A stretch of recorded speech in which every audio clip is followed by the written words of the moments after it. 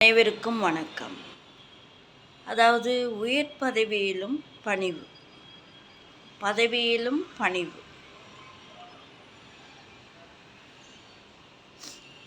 ஒரு அரசு அதிகாரி அவருடைய நண்பர், அவருடன் படித்தவரே அவருக்கு ஒரு கடைநிலை ஊழியராக இருக்கும் சூழ்நிலை உருவாகிவிட்டது. அவர் என்ன செய்வார்? ஏதாவது ஒரு வேலை சொல்லும் பொழுது பணிவாக பேசுவார். தன்னுடைய நண்பர் என்பதற்காக மட்டுமல்ல, அனைத்து ஊழியர்களிடத்திலும் பணிவை கடைப்பிடிப்பார்.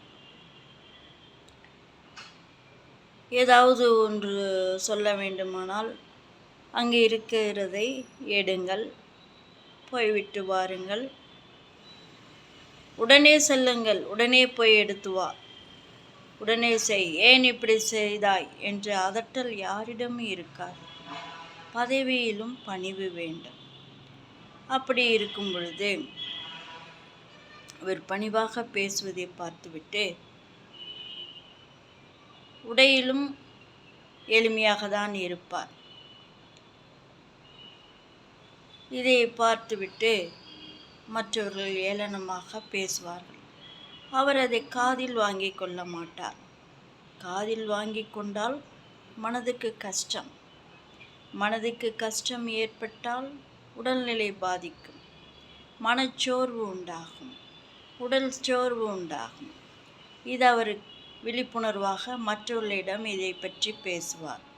நாம் எதுவும் யார் பேசினாலும் காதில் வாங்கி கொள்ளக்கூடாது என்று. ஆனால் இவர் மற்றவர்களையும் பேச மாட்டார். அவருடைய இயற்கை குணம். அவரை எல்லோரும் பாராட்டுபவர்கள் ஏராளம். அப்படி இருக்கும் பொழுது இவர் கொஞ்சம் எழுந்திருச்சு கொஞ்சம் ஒரு நடையாக வந்தார். அப்பொழுது வெளியிலிருந்து அதிகாரியை பார்க்க வந்தவர்கள் ஒரு நன்றாக ஆடை உடுத்தி ஸ்டைலாக இருப்பவரை பார்த்து, அதிகார தோரணையில் பேசுபவரை பார்த்து, ஓ, இந்த நபர்தான் நாம் பார்க்க வந்திருக்கும் அதிகாரியோ என்று நினைத்து ஐயா வணக்கம் என்றார்கள். ஆனால் ஐயா வணக்கம் என்று சொல்லும் கூட்டத்திற்கு இடையில்தான் இந்த அதிகாரி இருக்கின்றார். சரி, அவர்களாக தெரிந்து கொள்ளட்டும், நாம் ஒன்றும் டென்ஷன் ஆகக்கூடாது என்று விட்டுவிட்டார். ஐயா வணக்கம் என்று பேசும் பொழுது இந்த கடைநிலை ஊழியர் என்ன செய்திருக்கலாம்? இவருடைய நண்பர் அல்ல, இன்னொரு கடைநிலை ஊழியர் என்ன செய்திருக்கலாம்? ஓ, தவறாக புரிந்து விட்டார்கள், அதிகாரி என்று நம்மை நினைத்து விட்டார்கள், நாம் டிப்டாப்பாக இருப்பதை பார்த்து.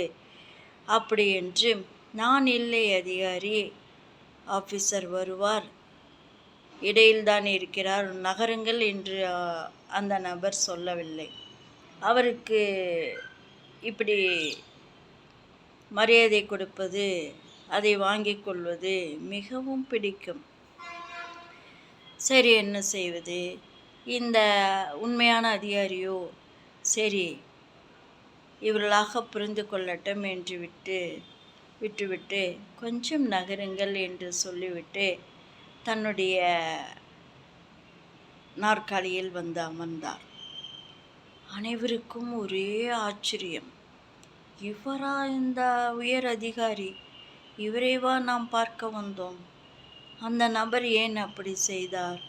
ஒன்றும் பதில் சொல்லாமல் சி அப்படி என்று அந்த கூட்டத்தில் ஒரு நபருக்கு கோபம் அதிகமாகிவிட்டது. சி என்று வாயில் தண்ணேறியாமலேயே வந்துவிட்டது. என்ன செய்வது? அசிங்கரம் தானே. அதுக்கு முதலிலேயே சொல்லியிருக்கலாம், அதிகாரி பாருங்கள், உங்களுக்கு பக்கத்திலே தான் இருக்கிறார், நான் கடைநிலை ஊழியர் என்று சொல்லியிருக்கலாம். நான் கடைநிலை ஊழியர் என்று சொல்லாவிட்டாலும் பரவாயில்லை, அதிகாரி உங்கள் பக்கத்தில் இருக்கிறார் என்று சொல்லியிருக்கலாம். அதிகாரி வந்து உட்கார்ந்தவன், ஆஹா என்ன பணிவு, இப்படியல்லவா இருக்க வேண்டும், இந்த காலத்திலும் இப்படி ஒரு அதிகாரியா, அரசு உயர் அதிகாரியா நாங்கள் பார்த்ததே இல்லை என்று என்ன காரணத்துக்காக வந்தார்களோ அதை விட்டுவிட்டு புகழ் மாலை சூடினார்கள். அதாவது பணிவாக பேசுவதை பார்த்து நாம் ஏளனமாக நினைக்கக்கூடாது, அவர் சாதாரணமானவர் என்று நினைக்கக்கூடாது. இக்காலம் அப்படி நினைத்துத்தான் ஆக வேண்டும். ஆனாலும் நாம் நம்மளுடைய சிந்தனையை செயல்பட வைத்து நாம் அதை கண்டுபிடித்து அதற்கேற்பதான் நாம் நடக்க வேண்டும். அவருக்கு அந்த நிமிடம் மனதுக்கு எப்படி இருந்திருக்கும்? அவர் ஒன்றும் நினைக்கவில்லை, அதிகாரி ஒன்றும். இருந்தாலும் நாம் அப்படி முட்டாள்தனமாக நடந்து கொள்ளக்கூடாது. உயர் பதவியிலும் பணிவாக இருப்பது மிகப்பெரிய சமாச்சாரம். தன்னடக்கத்தை காண்பித்து கொள்வர்களுக்கு தானாக உயர்வு மேலும் மேலும் வந்து சேரும். அதாவது பணிவு என்பது இயற்கையிலேயே இருக்க வேண்டும். பணிவாக இருந்தால் பலரிடம் நட்பாக இருக்கலாம், பல காலம் நட்பு நீடிக்கும், பல பேரையும் சமாதானப்படுத்தலாம். இதுவல்லவோ பணிவின் அடையாளம். தங்களிடமிருந்து விடை பெற்றுக் கொள்வது வி.எஸ். ரோமா.